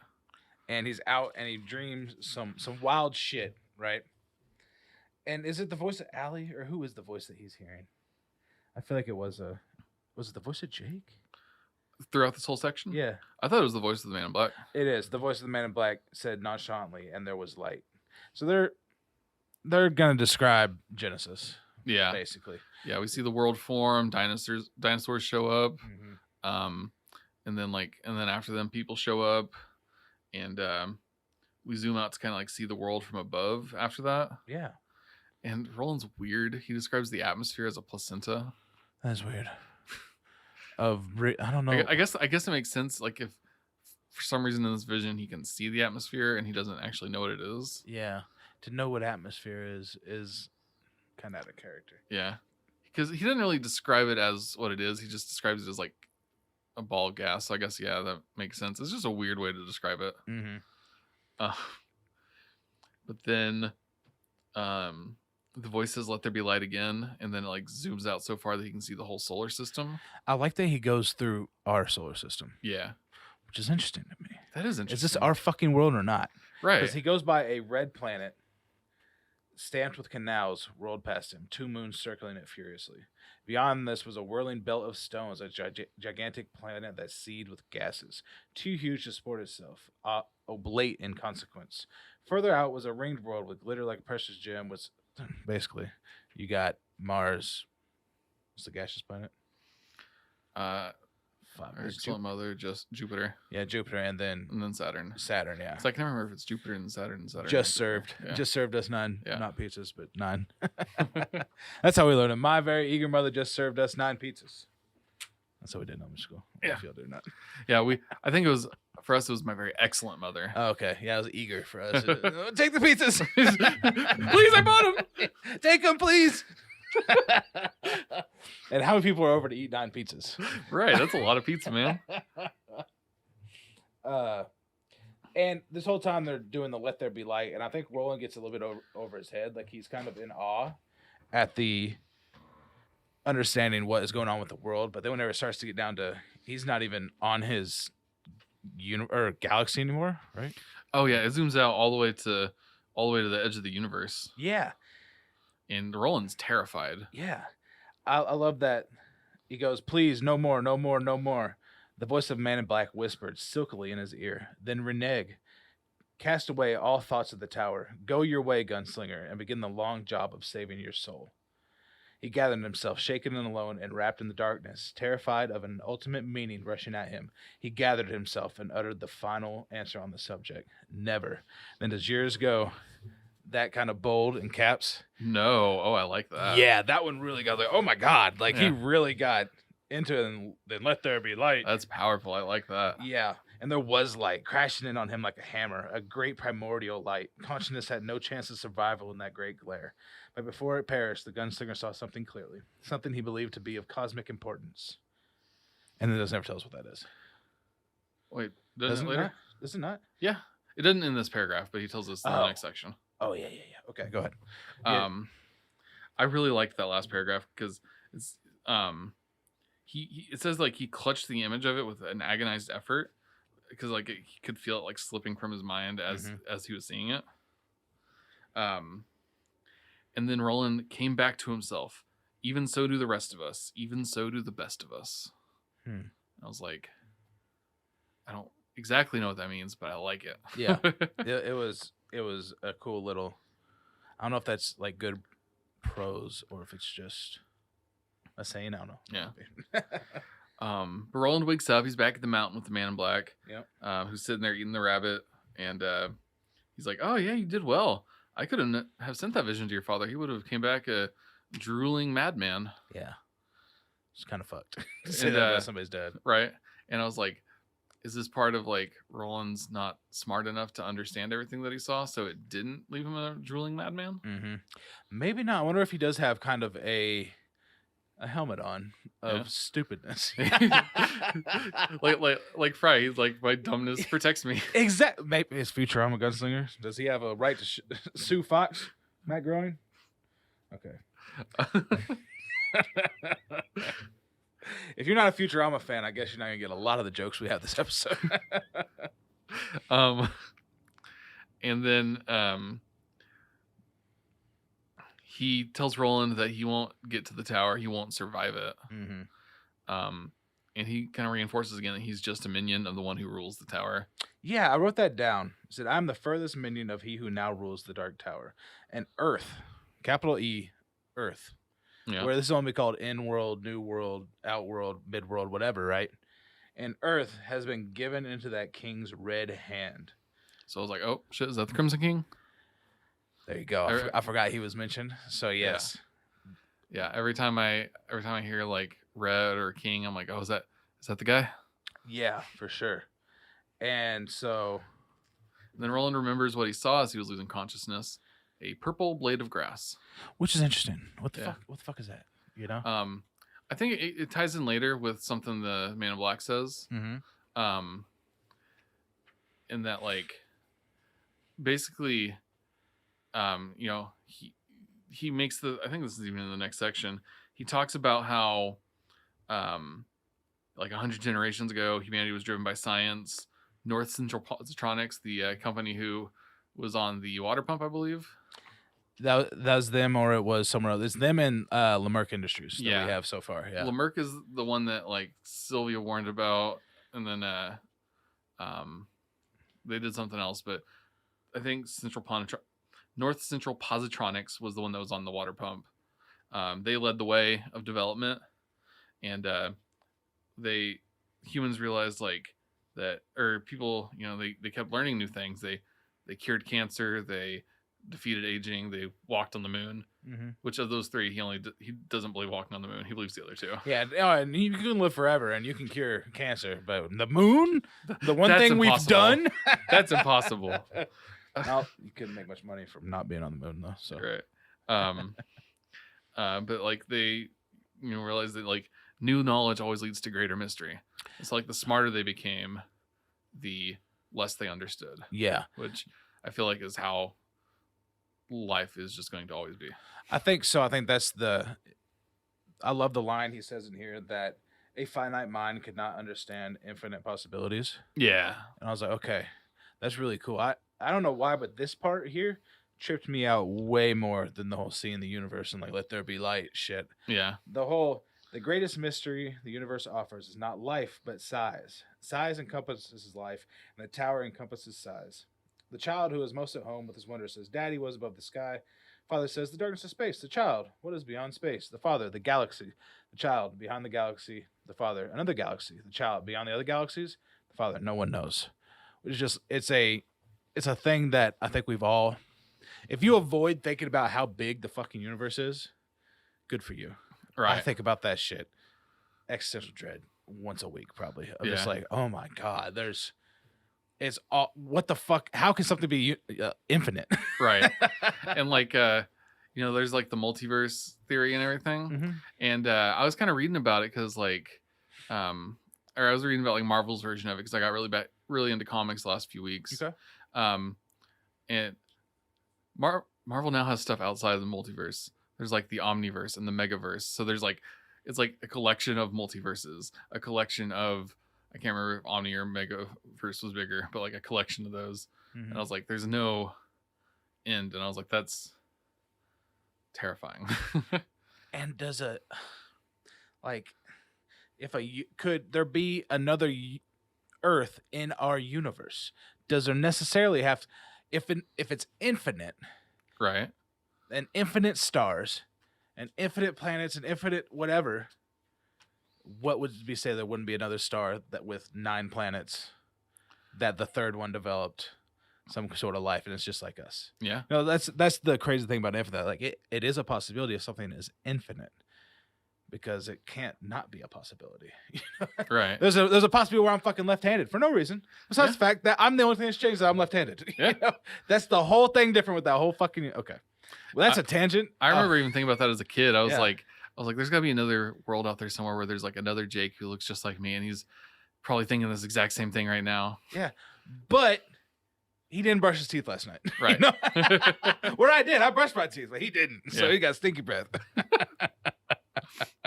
Where the smallest infinite means that the smallest things that you do, that there could be a universe where it exactly lines up except for that one thing. Yeah. That would be a possibility in the term of infinite. But, yeah. So that always freaks me out. And I love that he takes it from, whenever I think about infinite size and space, I always do seem to think big because it's like, oh, you know, it's out there is where we can't touch it to where in between atoms could be infinite. Yeah. It's like, whoa, what the fuck? Yeah. Things can get infinitely big and infinitely small. And how? Right. That's the one that really tripped me the fuck out. Thinking about worlds upon universes upon whatever in a blade of grass. Yep. So that's where the blade of grass comes back in, is that like all of our understanding could just be a blade of grass in a field of grass. And does that mean Earth is? That's where I took it. Yeah. That he had seen Earth, our galaxy, our universe. Are we now in this blade of grass? Like Earth, you know, not his world is in this blade of grass. Maybe the Dark Tower and where the Dark Tower resides is in that's Earth Prime in my mind. Where the Dark Tower is Earth Prime to me, because like, if you're gonna put the main thing there, you don't put it in your fictional universe. You put it in the real fucking one, you know? Well, and like he kind of says like it's the nexus, like it kind of maybe like it connects different universes and worlds and stuff. Yeah. Yeah, like he says, size encompasses life, and the tower encompasses size. So the tower is bigger than size, which I was like, wow, that's It's finally giving some depth to why this thing is called the Dark Tower. Right. You know. And he's like, would you dare climb to the top, Gunslinger? Could it be that somewhere above all the endless reality there exists a room? You dare not. I was like, I think you dare. I think he's gonna. I think he dares. He has the. I don't think he has the smartness to not do it. Right. He's like, no, this is what I'm doing. I'm gonna climb the fucking Dark Tower and I'm gonna figure out what's up there. And Roland's like, well, someone's dared. It's either God or this Crimson King of yours. Yeah. So tell me, Man in Black, is that true or is the room empty right now? Yeah, and I don't know. Fear passed over the Man in Black's bland face, as soft and dark as the buzzard's wing. And furthermore, I don't ask. It might be unwise. Whereas powerful as we've seen the Man in Black, I think we've seen our all-powerful hero made useless by a wizard that can put him to sleep. Yeah. But there's a guy that this guy fears. Yeah. Where he says he is a minion. He claims the role of minion. That he's Yeah. not a lord. He's not whatever. Yeah, he's just an underling. Yeah. And, you know, Roland asks him, are you afraid of being struck dead? And he goes, no, I'm afraid of an accounting. Like, he's afraid of being held accountable. That's interesting. More than just dying. Or he doesn't like simple math. Maybe not. Maybe he just financial accounting kicked my ass. So I'm pretty afraid of accounting too. I did want to highlight another what I think is a mistake. Oh, okay. The Man in Black was silent for a while. The night was very long. The Milky Way sprawled above them in great splendor. What? They're in the Milky Way now? They're on Earth now? Yeah. Maybe this universe has the same stars. Maybe he says in the very beginning that the constellations he didn't recognize. Oh, Maybe yeah. looking at the Earth, he doesn't recognize constellations. Oh. Huh. Okay. Yeah. Yeah, I don't know. Just one of those things. Like, what the fuck is going on? Yeah. Wait, the Milky Way. You know. But Roland sleeps some more. And then the Man in Black, he wakes up to the Man in Black staring at him and just like really weird. Yeah. Like, I can't remember the words he described it, but like basically like, oh, this dude's being a creep. The Man in Black was, that's how Roland felt. Yeah. Like, oh, this dude's creeping on me. And he wants to give Roland some foreshadowing. Yep. He tells him that like, before you can meet the king, you must find and slay the ageless stranger who is named Legion. Which is the devil, right? One of. He's a demon, yeah. Demon. There you go. So okay. like he was the like group of demons that was possessing a dude. Yeah. And Jesus drove him out of the guy, and then like they infested like a whole swarm of like a herd of pigs or something, and like ran off the cliff. And then the town was like mad at Jesus, not like Jesus, not glad that he helped the guy, but they're like, hey, those were pigs, man. Oh man, just made this deal, didn't think about us. It's so blasphemous, but a shot for shot remake of the Bible with just comedy thrown in would be so fucking funny. Yeah. Like, not like that you're trying to be like, oh, this is stupid, but just like the Jesus, or like the what's the Star Trek Khan? Stupid. Oh goodness, I like that. He's never met the Crimson King. Yeah, I found that interesting that he serves somebody he's never met, maybe physically. Yeah, you know. That the Crimson King's whatever his reach goes beyond that. Yeah. Roland asks him if he'll succeed in his mission. Where does he say that? I forget. You probably don't have. Yeah. Okay. Yeah, and then Man in the Black's like, if I answered that, you'll kill me. Which is interesting. So I'm like, could he even kill you? Yeah. He's tried multiple times. Maybe there is a point to where Roland will be. I do believe that we have established that like wizards exist and that the dark has some sort of power. And with the line of Eld, there's no reason for me to say this in this book or anywhere else, but he has some sort of white magic. Yeah. That he has an ability that is not wholly him being a great gunslinger or fantastic killing machine. That he has some kind of ability that would trump the Man in Black if so utilized. Okay. But it's so far removed down the bloodline, he hasn't been trained in it. But I think that's what also the Man in Black gives him such allowance to do things, to not just strike him. Why the fuck does Man in Black not kill the gunslinger? Yeah. Like, why is he keeping him alive? Right. So I think there is something there with Roland in, I like to say like a white magic. Yeah. And then the Roland's gun, or his hands go immediately to his guns, and the Man in Black's like, those only close doors, they don't open them. Interesting. Which I was like, yeah, that makes sense. Yep.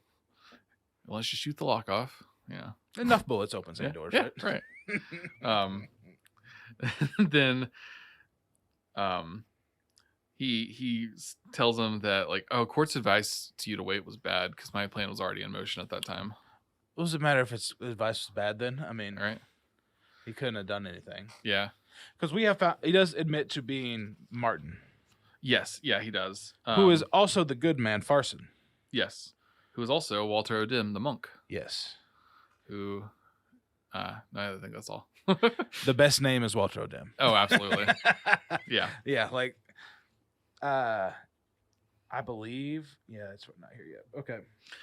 He also talks a little bit about his past after he says, like, mentions the thing about Court. Mm-hmm. He says that, like, Stephen had sent him away for a little while. And when he returned, Martin had joined the rebels and Walter O'Dim, the monk, had appeared. Yeah. So I'm guessing that, like, we'll learn more about this later, obviously, but, like, the he thought to himself that his dad would be proud of him or happy that he did the coming of age thing. Mm-hmm. But I think that that's not going to be the case when he comes home. I really thought that was resolved in this book. Yeah. I'm so surprised that's not.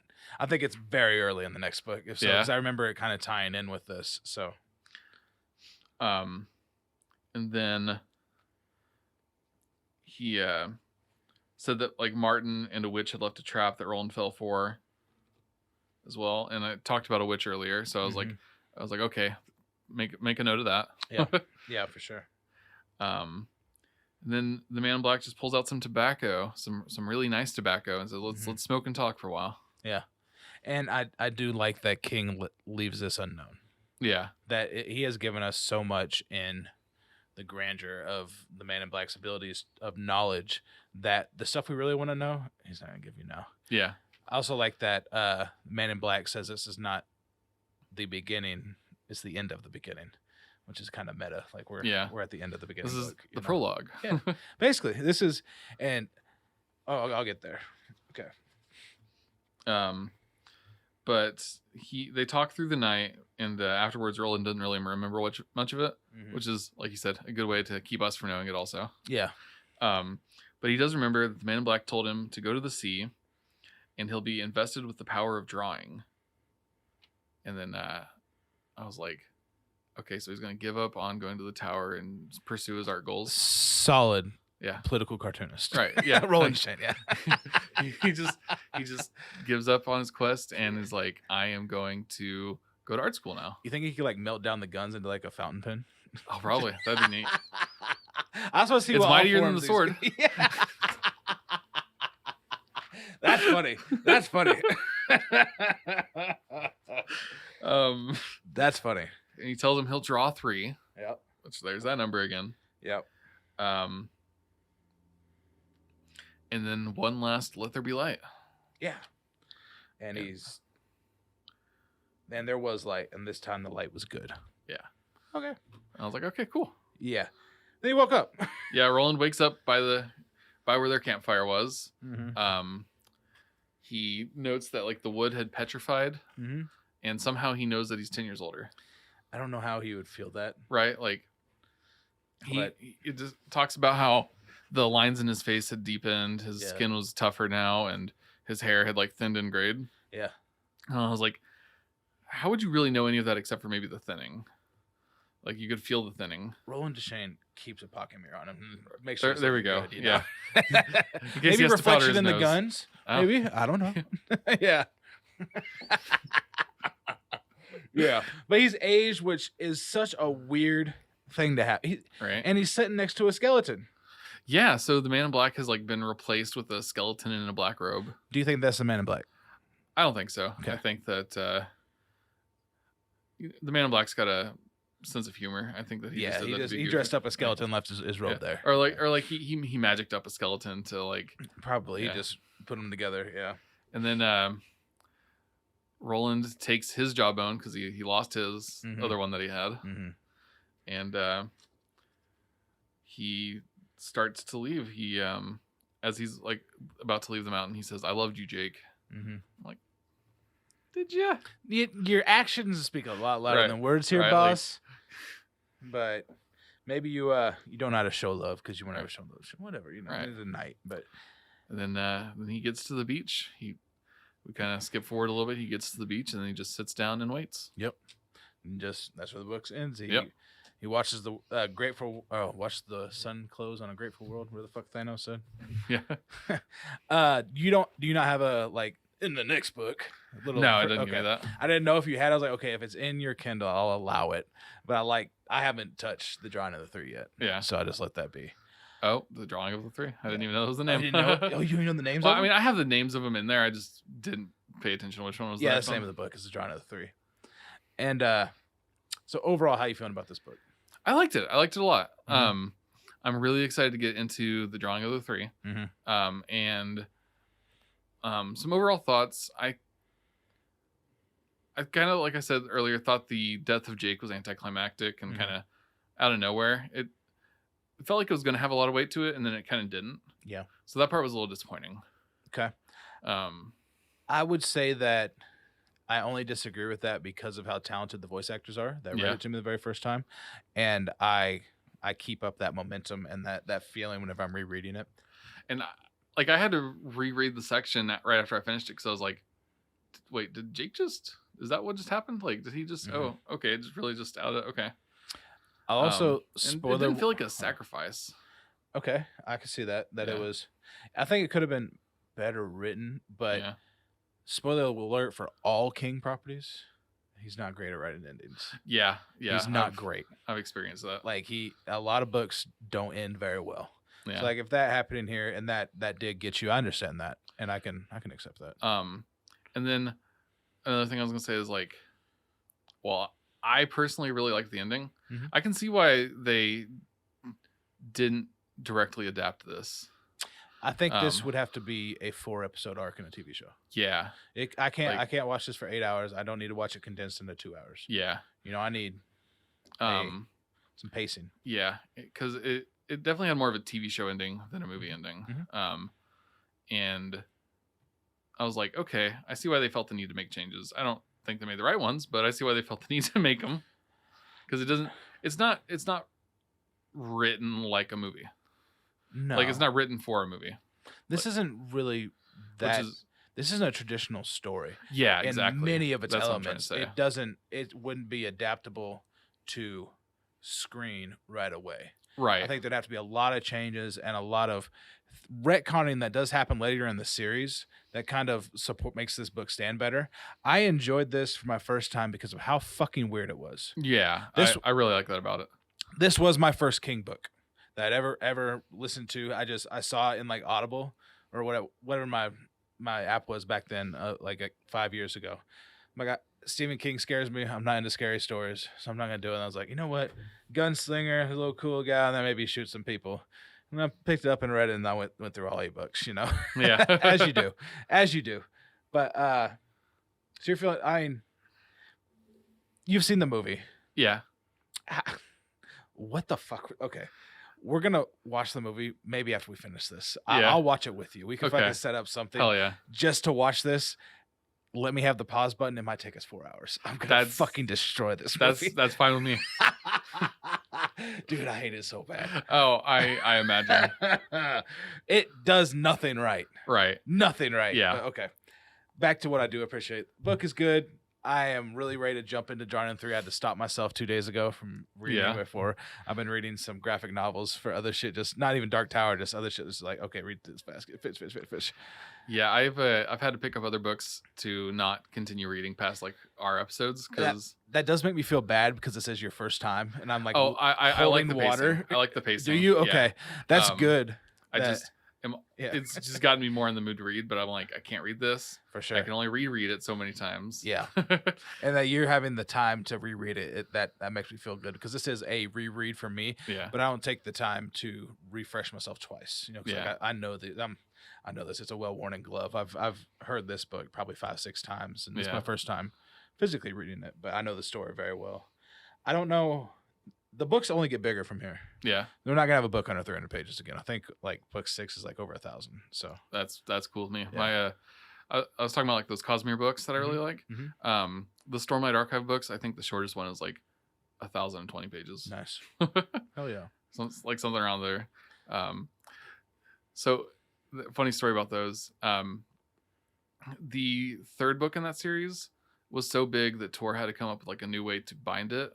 Wow. Because they just didn't have a way to bind a book that big, and they're like, you can't make a bigger book. We do not have the capabilities to make a bigger book. And so the fourth one was bigger.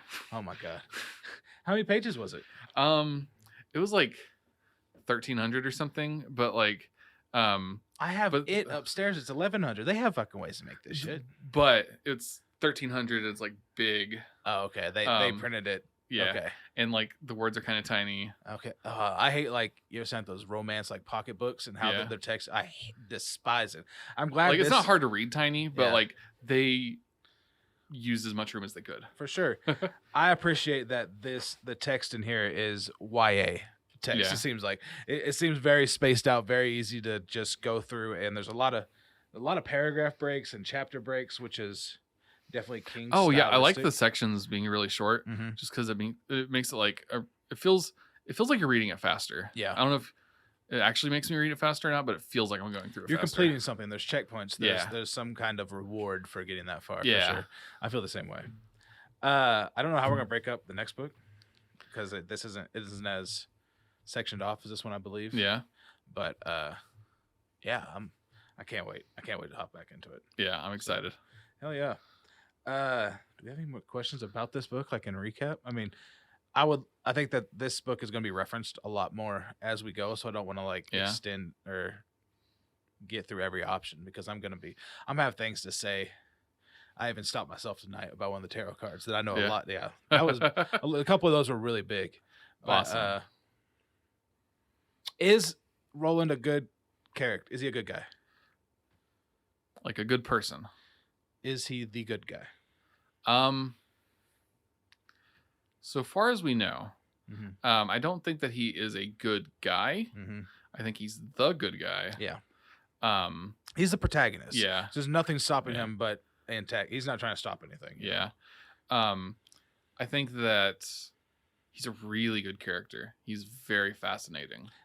I am very excited to get more into the mind of this guy because I like him a lot. I'm glad that I wanted to leave it open-ended before telling you like that Roland was the main character of the Dark Tower. Yeah.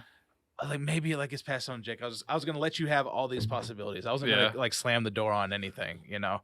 I didn't even want to like, who we think is the main character, because it's the title of the first book. He is gonna be the main character in the next book. So there are gonna be other characters that come in that it's a fantasy series Jake doesn't hold a candle to. Yeah. There's gonna be people that I love coming up. We get to hear more about Cuthbert. I can't wait for that. He's one of my favorite characters that's in awesome. the series. He's so good. So yeah, man, same plan, you know. Yeah. I'll try to see like how far we should read, just to I'm probably trying to kick to like 75 pages. Okay. Seems about be pretty manageable for me in my life. And if y'all, I guess I'll turn around and talk to Cameron. I haven't talked to Cameron in a while. Yeah.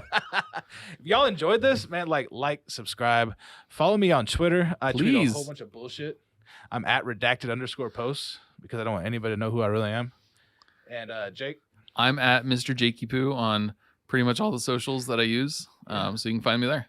Yeah, I'm going to, if you're here for Redacted Media, we're making a little bit of a change. Going to start trying to produce some more content. I have some show ideas coming out with some different people that would not involve you unless you're interested in coming by or something. Oh, absolutely.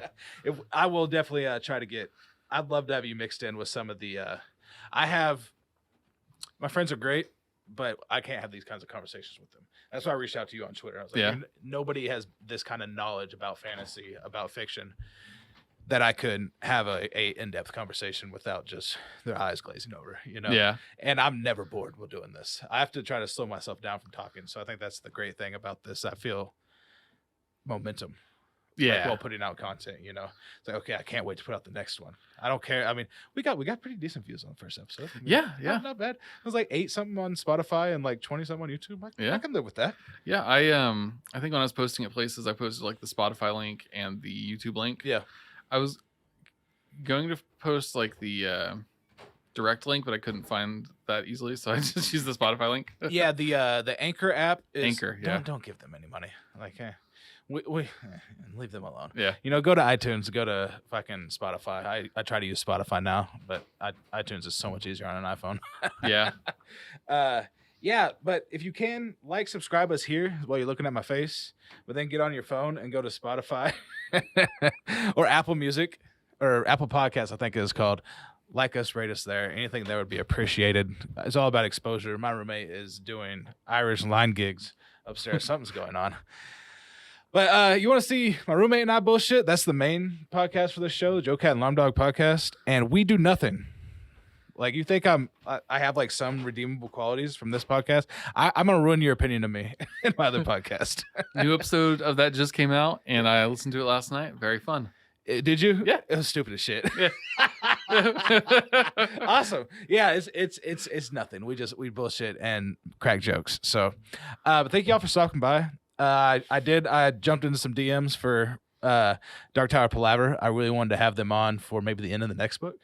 Yeah. Have like a recap of the first 2. I think that'd be a really good, just interesting thing we could do, and maybe set up like, if we had 2 different screens that we could look at and kind of just it'd feel that'd be more cool natural instead of this setup right here.